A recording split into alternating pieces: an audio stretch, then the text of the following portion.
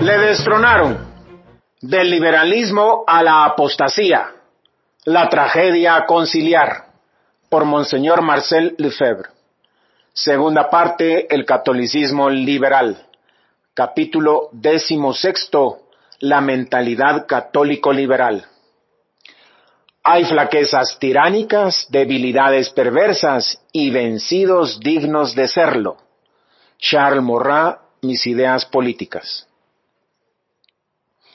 Una enfermedad del espíritu.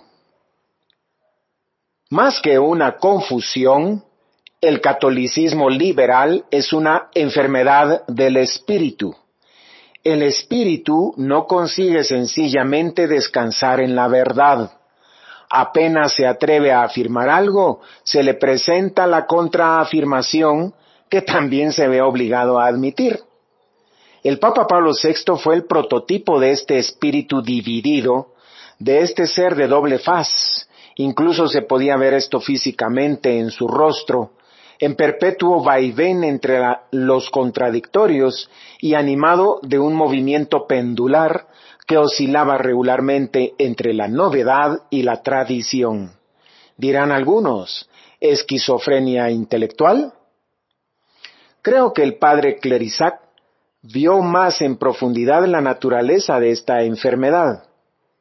Es una falta de integridad del espíritu, escribe el padre Clérisac en su obra El misterio de la Iglesia, capítulo 7, publicada en 1985.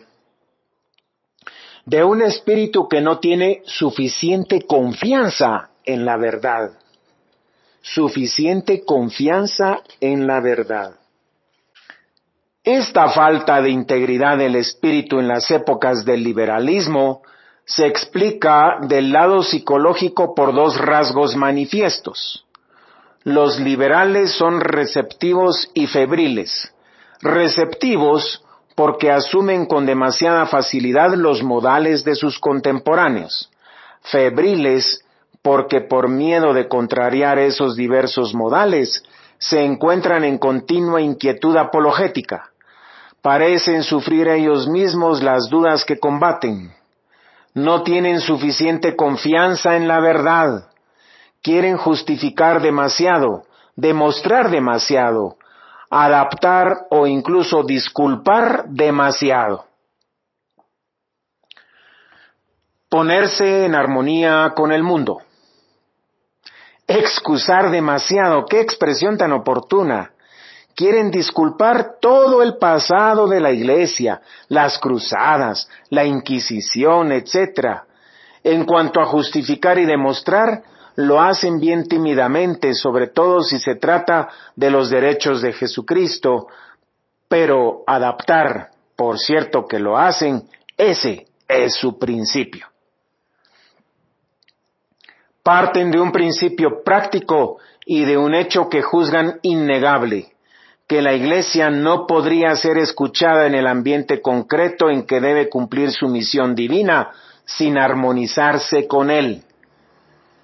De la obra Los católicos en la inquietud, tomo 1, página 149, de Jacques Marteau. Así, más tarde, los modernistas querrán adaptar la predicación del Evangelio a la falsa ciencia crítica y a la falsa filosofía inmanentista de la época, esforzándose por hacer accesible la verdad cristiana a los espíritus formados para negar lo sobrenatural. Así pues, según ellos, para convertir a quienes no creen en lo sobrenatural, es preciso hacer abstracción de la revelación de nuestro Señor, de la gracia, de los milagros. Si tenéis que tratar con ateos, no les habléis de Dios, poneos a su nivel, sintonizaos con ellos, entrad en su sistema, después de lo cual os habréis convertido en marxistas cristianos. Serán ellos quienes os habrán convertido y no vosotros a ellos. Es el mismo razonamiento que sostuvo la misión de Francia.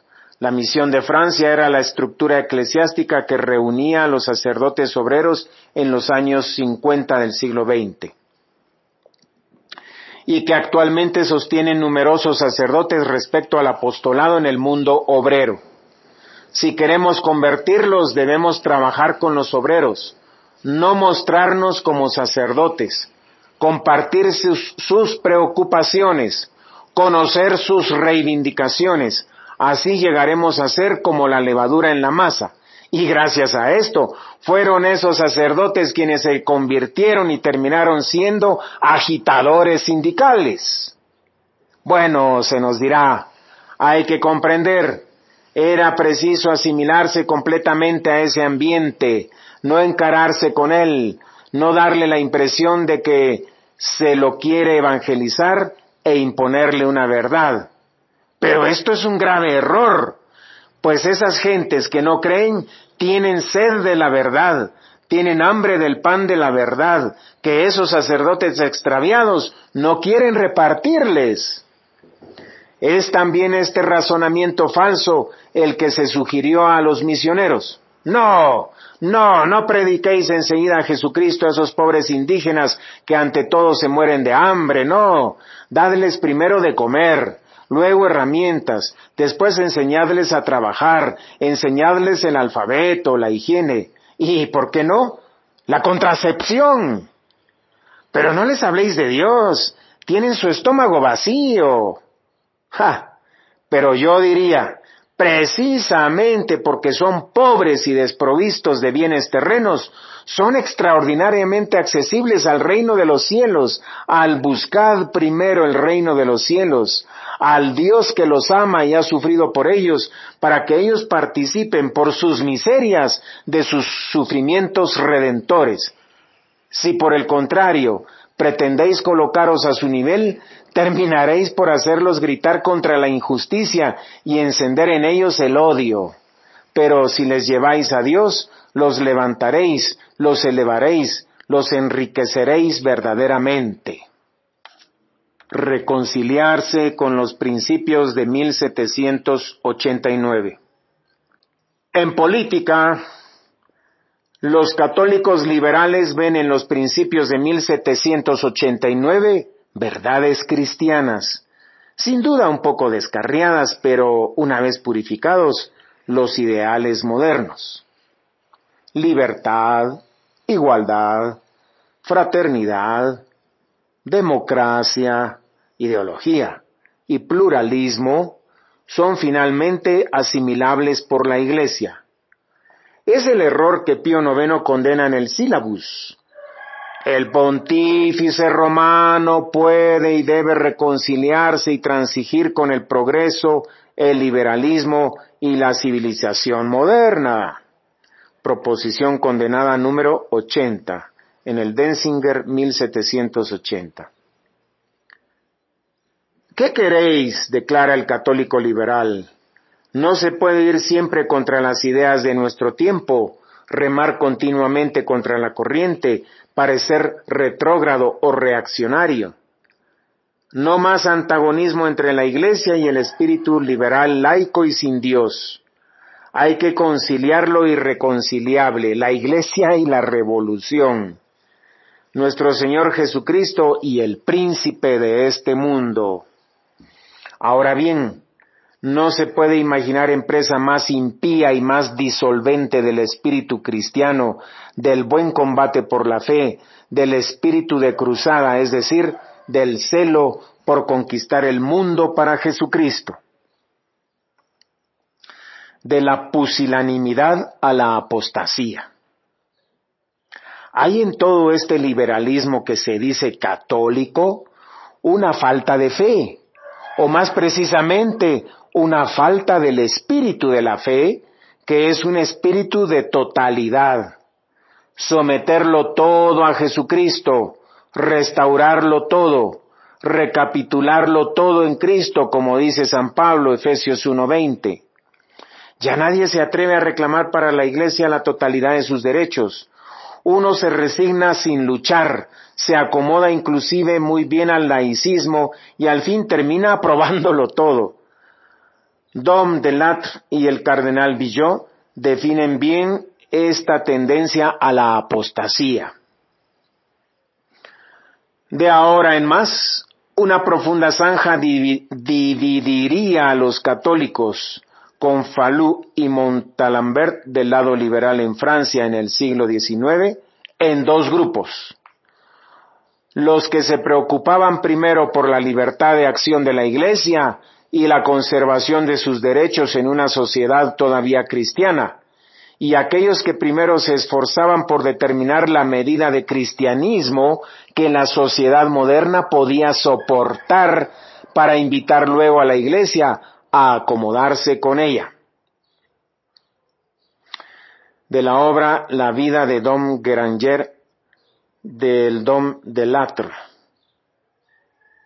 1984, página 455. Todo el catolicismo liberal, dice el cardenal Villot, está encerrado en un sostenido equívoco, la confusión entre tolerancia y aprobación. Citándolo el padre Le Floch, el cardenal Villot dijo: el problema entre los liberales y nosotros no está en saber si, dada la malicia del siglo, hay que soportar con paciencia lo que escapa a nuestro poder, y al mismo tiempo trabajar para evitar males mayores y realizar todo el bien que sea aún posible.